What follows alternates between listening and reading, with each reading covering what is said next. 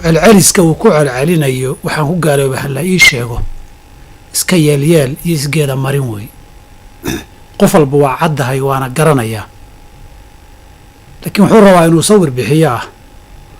weli la iima qeexin anigu waxaan ku gaaloobay shakhsi haddaana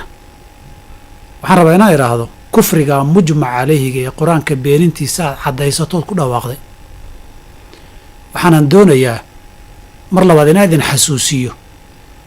hadalka uu yidhi waxaa weeye muuse wixii uu maqlay hadalkii ilaahay ma ahayn wixii la hadlayena allah ma ahayn makhluuq baa la hadlayey oo ilaahnimo u sheegtay oo uu ka aqbalay nabi muuse oo uu rumaystay oo amarkiisii u yeelay hadalkaasi wuxuu noqonayaa macnihiisu qur-aankii ammaanay iyo nebi maxamedna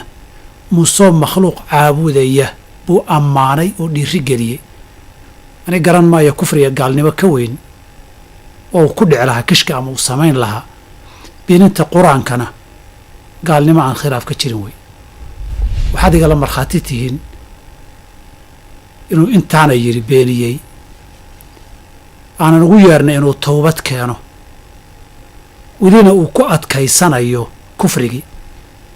waxaan rabaa idin taariikhdu markhaati gasho in ninkani kufrigaa uu qirtay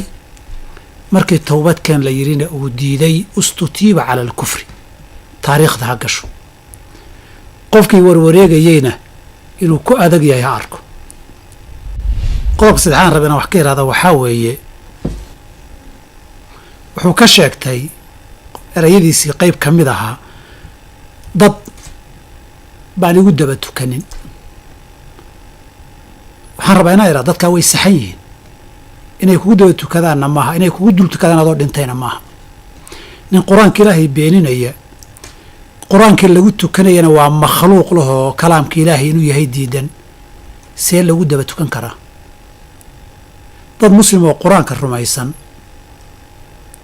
ilaahayna muuse inuu la hadlay rumaysan iyo cid rumaysan rabbi aan ahayn kii muuse la hadlay iskumana daba tukan karaan iskumana dul tukan karaan in lagu daba tukadana maaha in lagu dul tukadana maaha gaar ahaan adigooba diidan gaalnimadii inaad ka toobad keento ku adkaysanaya waxaan rabaa inaan idhaahdo dadkaasi waa saxan yihiin inta kale ay kugu daba tukanaysana ilaahay ha ka baqaan ha iska daayaan salaada ninka ay ku daba tukanayaan iyo wixii lamid ah زمان الردة نعرفه زمن المعصية بلا نكران إن ضل القلب فلا تعجب أن يسكن فيه الشيطان